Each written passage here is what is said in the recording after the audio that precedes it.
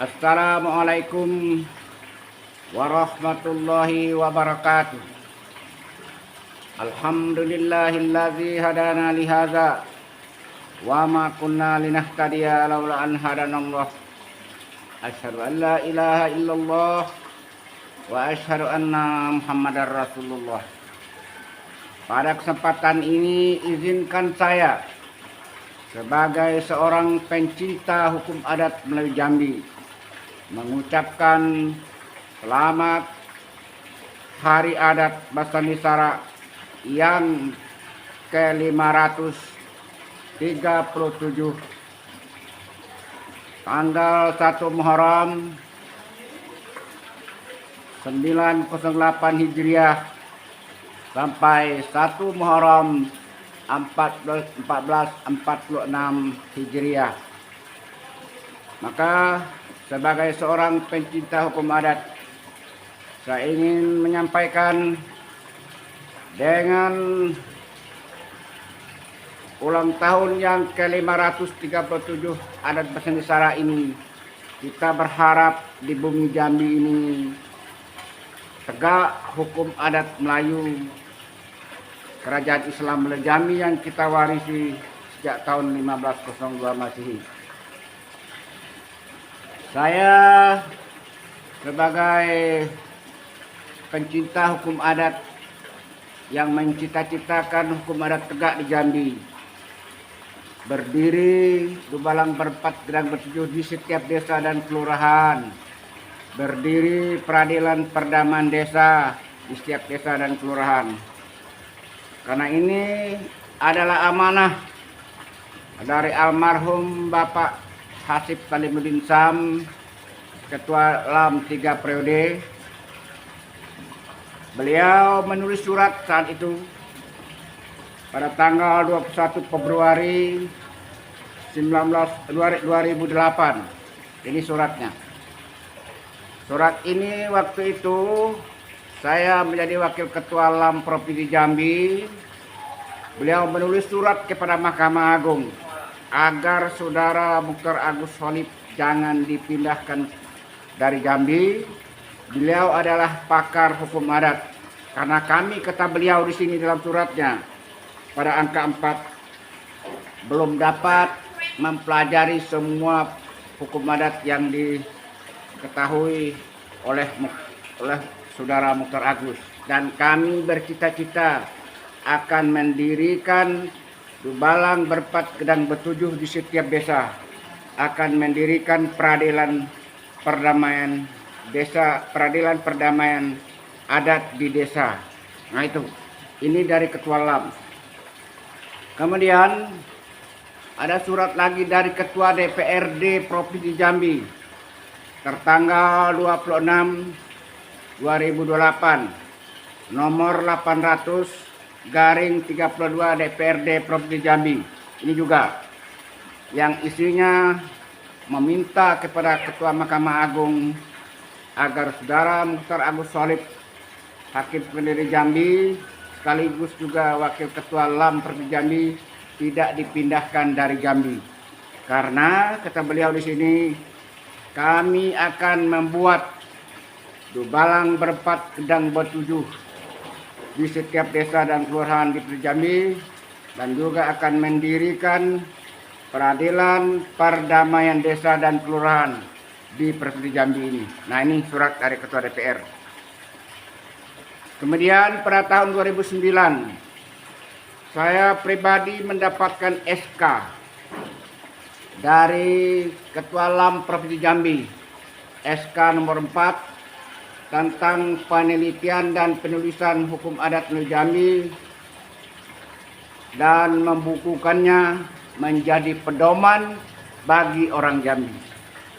Tetapi sayang, hasil penelitian ini setelah saya buat bukunya, karena Jambi tidak mempunyai dana, lalu tidak jadi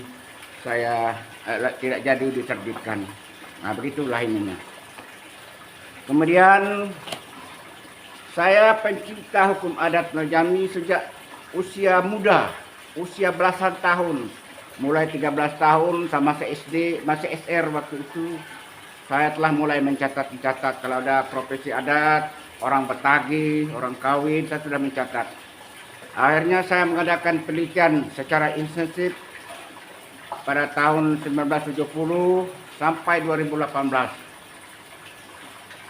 Semuanya kurang lebih waktu habis saya jalani dengan jalan kaki, jalan mobil, naik mobil, kadang-kadang kendaraan, kadang-kadang sepeda, kadang-kadang antara desa ke desa. Itu berjalan waktu 48 tahun. Setelah saya menjadi hakim, saya mengadakan penelitian di daerah-daerah tempat saya bertugas. Ada 6 provinsi, saya mengadakan studi banding tentang hukum adat. Kesimpulan saya bahwa hukum adat Melayu Jambi sangat ilmiah dan sistematis. Sayangnya hukum adat di tengah masyarakat sudah rusak. Para tokoh-tokoh adat tidak mau peduli dengan keadaan yang telah rusak itu. Nah, kegelisahan saya itulah membuat saya menulis buku. Banyak orang pintar tapi tidak menulis buku. Saya alhamdulillah telah menulis 8 buku yang berkaitan dengan adat. Buku yang pertama ini, Tambo Adat Alam Terampas Sungai Tenang. Itu termasuk kerinci rendah, kerinci tinggi, secucur air sebelah batu, saya tulis di sini. Kemudian sebagai pencinta hukum adat, saya tulis lagi buku yang kedua. Ini, Timbul Tenggelam Luak 16. Karena dulu kerinci rendah, kerinci tinggi bergabung jadi satu oleh Belanda pada tahun 1915. Ada 6 wilayah Depati atau wilayah Pasirah atau Margo dipindahkan ke Merangi. Nah, yang 6 ini menyebut dirinya Luak 16, bukan Luhak tapi Luak 16. Dulu 6, 16. Sekarang kita sudah Luak. Tinggal hanya 6 saja, maka disebutlah daerah Luak 16. Kemudian yang ketiga, saya menulis buku ini. Buku yang ketiga, Hukum Adat Kerajaan Islam Melayu Jambi di Luak 16. Karena di Luak 16 dulu wilayahnya Merangin, ada Maharaja Merangin itu Pangeran Temenggung Kabel Bukit, itu bergabung dengan Kenji waktu itu. Nah, setelah dipisahkan menjadi Luak 16, maka saya menulis buku ini.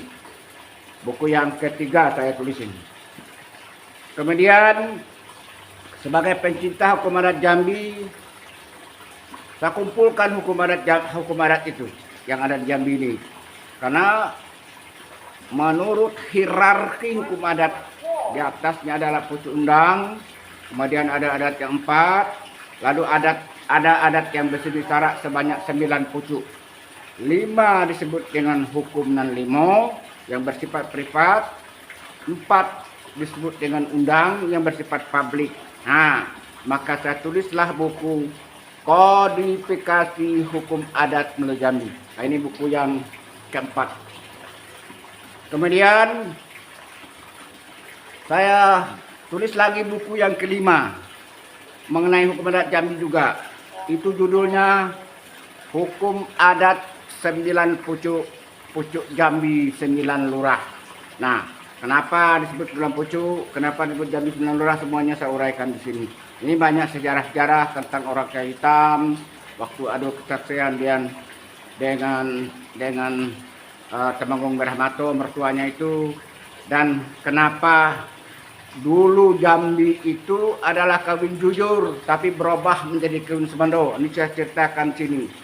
Seharusnya juga Jambi itu material hak sama dengan Minangkabau, tetapi Jambi menjadi parental. Saya tuliskan di sini. Itu adalah hasil daripada buah karya dari orang kaya hitam. Orang kaya hitam mengeluarkan sebuah hadis Melayu, rawahu orang kaya hitam.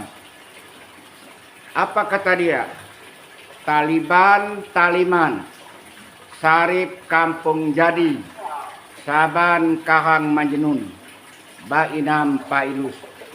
Menduduki suatu jabatan, tidak punya ilmu, Belajar tidak mau, laksana orang gila mengaku waras, seperti kukang menangisi ekor.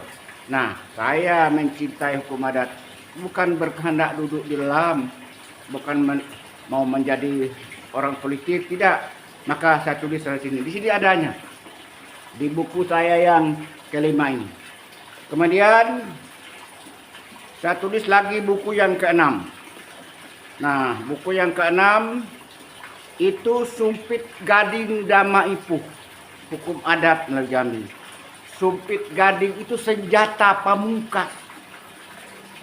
Senjata pamungkas menertibkan, mengamankan masyarakat. Itu istilahnya Sumpit Gading Dama Ipuh. Sumpit adalah senjata yang untuk menangkap, untuk menembak atau menyumpit burung atau kijang zaman dahulu, dan anaknya itu balik lagi, bisa balik lagi, terpakai lagi. Nah itu, begitulah hukum adat. Seperti Sumpit Gading, Dama Ipuh, Dama itu anak sumpit. Kemudian Ipuh, Ipuh itu racun yang mematikan. Jadi kalau kena sumpit, minimal dia pingsan, bisa ditangkap dan disembelih. Nah, untuk pemangku adat dan Dubalang berempat Gedang Batujuh di Provinsi Jambi ini yang dicita-citakan oleh almarhum Dr. Anus Hasib Kalimuddin Sam dan Ketua DPR Zurman Manap itu agar terbentuk Dubalang berempat Gedang Batujuh, agar terbentuk peradilan perdamaian desa di desa. Nah, saya uraikan di sini. Dubalang berempat Gedang Batujuh yang saya dirikan atas saran lisan daripada Bapak Hasib Kalimuddin Sam, Ketua LAM yang lama, itu mempunyai 4 wilayah kerjanya, 4 penjuru mata angin, timur, barat, utara, selatan. Itu bahkan disebut Dubalang berempat. Yang kemudian juga 4 fungsinya. Pertama, dia sebagai intelijen adat. Sebagai intelijen adat, di dalam adat disebut Dubalang itu duduk meraut ranjau, tegak meninggal jarah. Jadi selalu siap, selalu memperhatikan keadaan sesuatu. Kalau ada punggungan menimpa, kalau ada batang terpanggung, kalau ada unak dan duri hendak mengait. Nah itu tugas Dubalang, tugas intelijen adat. Itulah Dubalang adat. Yang kedua, Dubalang berempat Gedang Batujuh itu berfungsi sebagai polisi adat, sebagai badan keamanan. Di dalam adat disebut dia berhak dan berwenang berkata mengenai dia berani haus minum darah, tidur berbangkai mayat. Itu kepolisian. Itulah polisi adat yang disebut dengan Dubalang berempat Gedang Batujuh itu. Kemudian dia sebagai pemangku adat juga.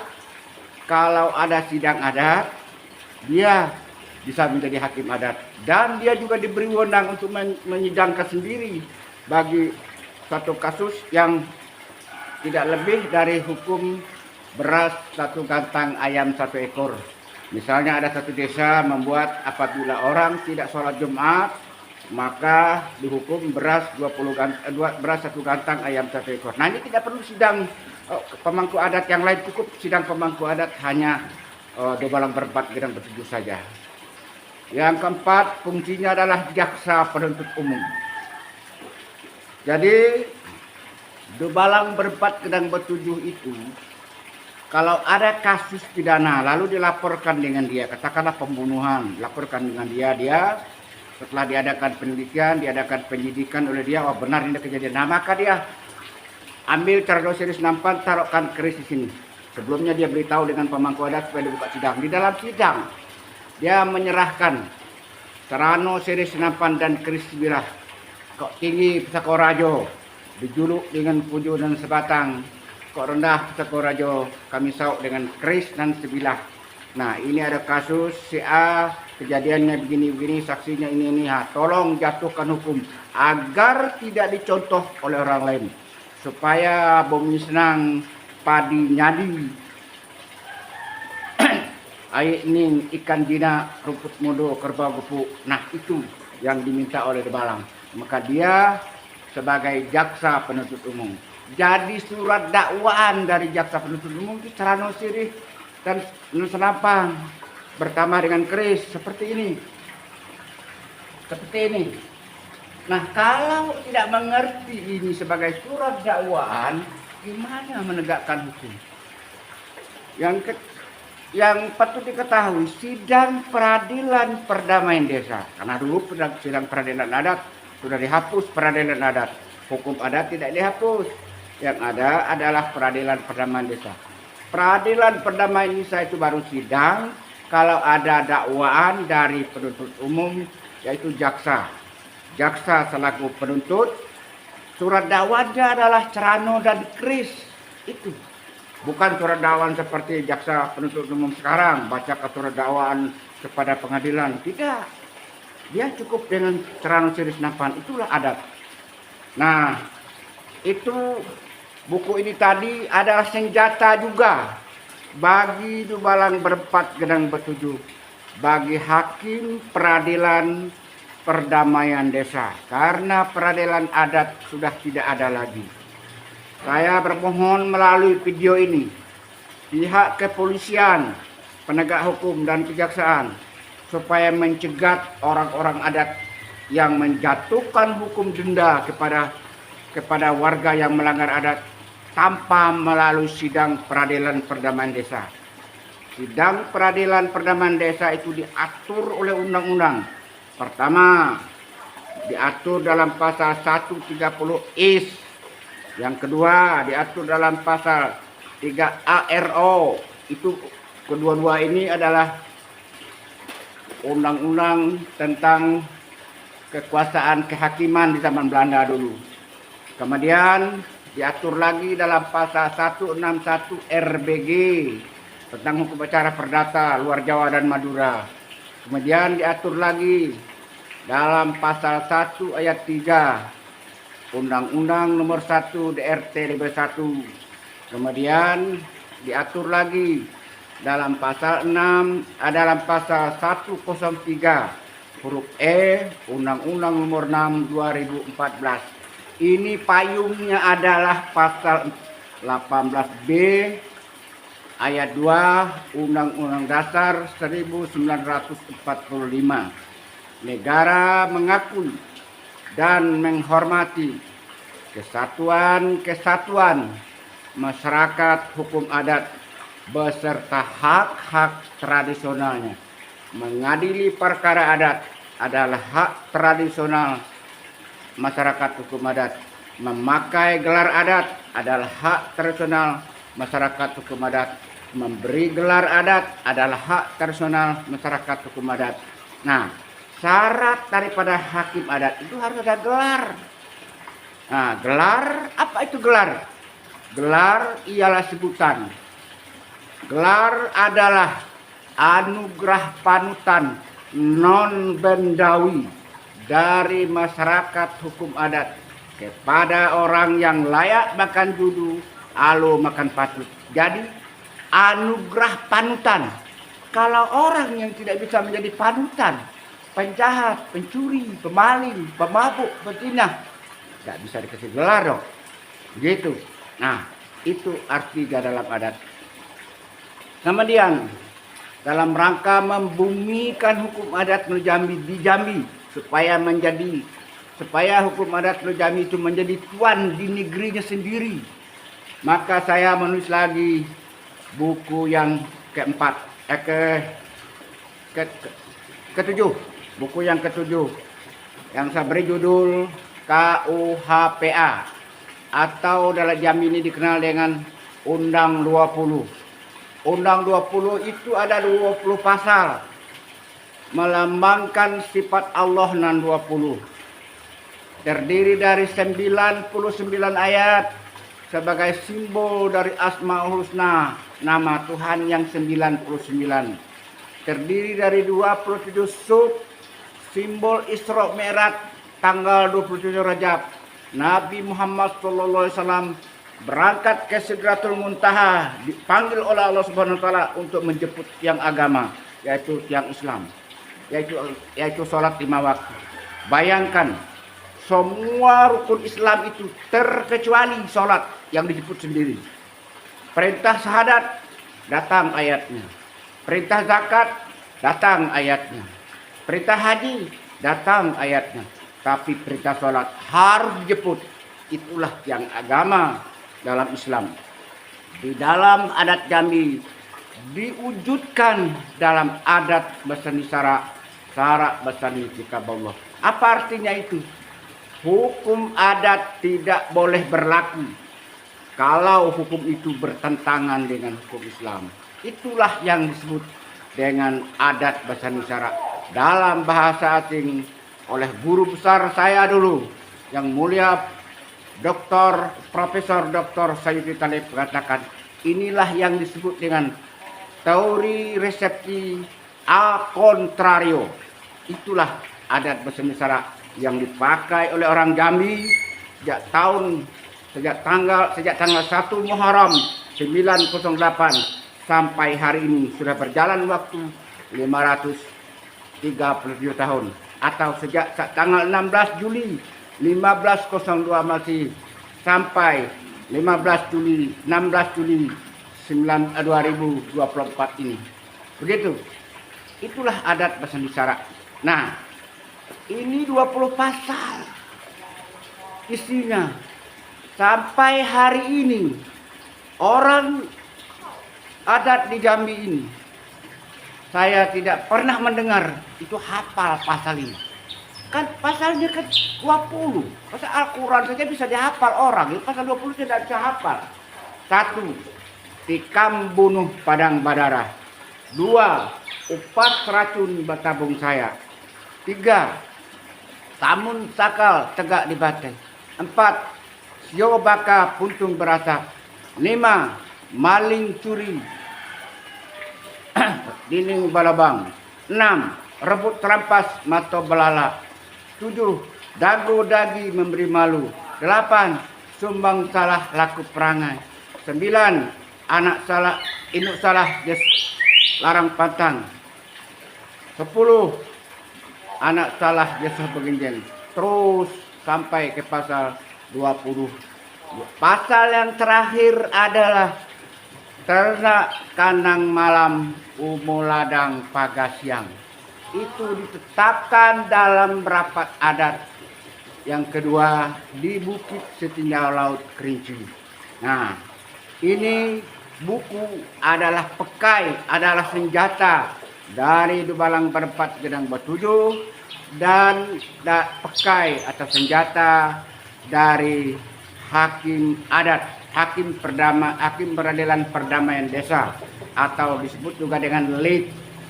Ini LID baru ada kalau ada peradilan, tidak ada begitu. Nah, kemudian yang terakhir, karena saya tahu peradilan adat sudah dihapus. Banyak peradilan yang dihapus itu banyak. Bukan itu saja, ada 9 peradilan dulu. Ada peradilan kepolisian, peradilan praja, dihapus itu. Dihapus oleh pemerintah Indonesia dengan pasal 1 Undang-Undang Nomor 1 DRT 51. Khusus peradilan adat dihapus dengan pasal 1 ayat 2-nya. Nah, yang ada sedangkan hukum adat tidak dihapus. Maka diberi celah, diakui oleh pemerintah kalau mau menyelesaikan kasus adat disebut dalam pasal 1 ayat 3. Pasal 1 ayat 3 mengatur tentang peradilan perdamaian desa. Jadi peradilan adat, peradilan yang menyelesaikan kasus adat itu hanya sampai di desa, nggak ada yang lain, nggak ada LAM tingkat kabupaten, kota atau provinsi, nggak ada. Kalau ada itu melanggar undang-undang, melanggar pasal 24 Undang-Undang Dasar 45, mengadakan peradilan dalam negara Republik ini, itu bisa ditangkap.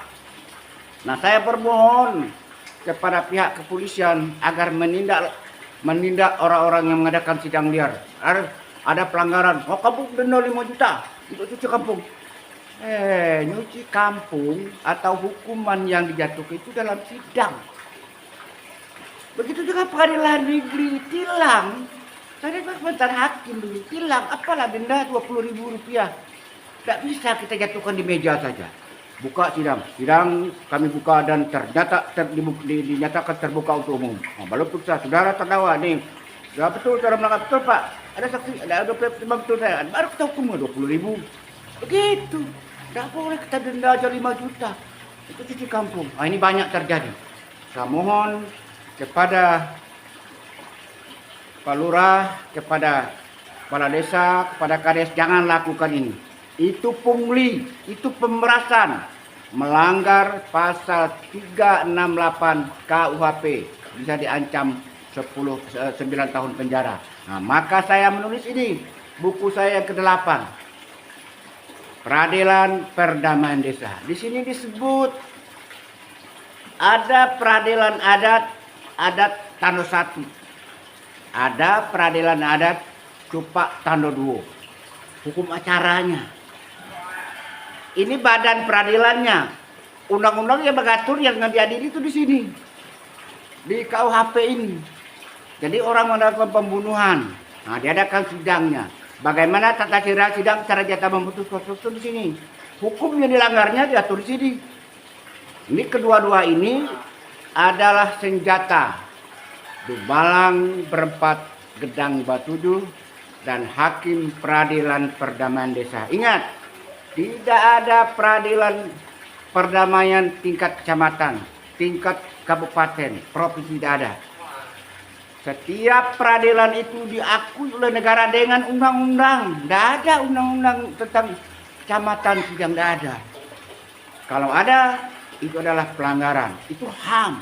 Melanggar HAM, melanggar negara, mendirikan peradilan dalam negara Republik Indonesia. Semua kejahatan sekarang itu di sini kalau kepolisian diantar kepada pengadilan negeri. Pengadilan negeri berwenang semua kasus pengadilan negeri yang berwenang, terkecuali yang bersifat khusus seperti perkawinan, seperti masalah masalah pemerintahan, itu ada tun.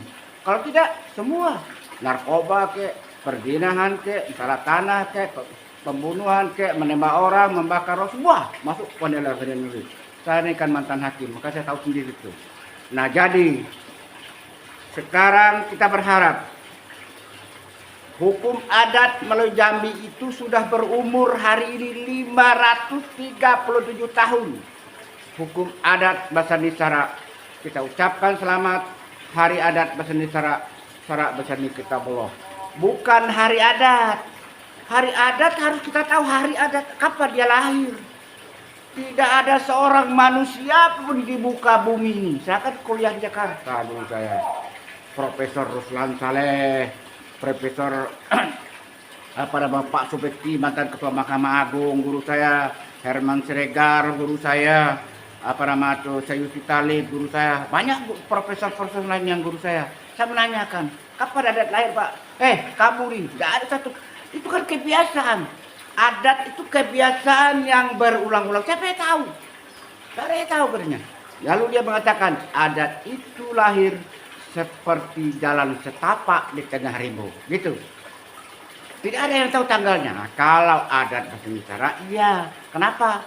Karena di zaman orang Kai Hitam menjadi rajo, pada tahun kedua dia menjadi rajo. Jambi ini ada dua macam hukum.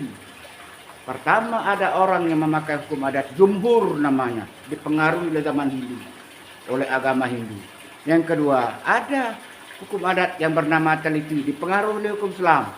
Nah, di daerah A memakai hukum teliti, daerah B memakai hukum jumhur. Kata orang Kaitan, wah ini kacau kalau di sini negara Republik, negara Kerajaan Melayu Jambi ini. Lalu dikumpulkan orang, diajak orang rapat di Bukit Seguntang. Selama 14 hari lamanya mereka rapat di hutan, di gunung. Mulai hari Rabu tanggal 2 Juli sampai tanggal 16 Juli 1502 Masehi. Atau tanggal 17 Zulhijjah sampai tanggal 17 Zulhijjah 907 Hijriah sampai 1 Muharram 908 Hijriah. Jadi hari ini adat Basa Nisara sudah berumur di Jambi ini selama 537 tahun. Selamat kita membumikan hukum adat Jambi dengan Bebalang berempat, genang ketujuh, dan peradilan perdamaian desa. Semoga Allah menolong kita dan kita berbadan sehat. Semua orang Jambi bisa hidup jaya batu sempurna. Assalamualaikum warahmatullahi wabarakatuh.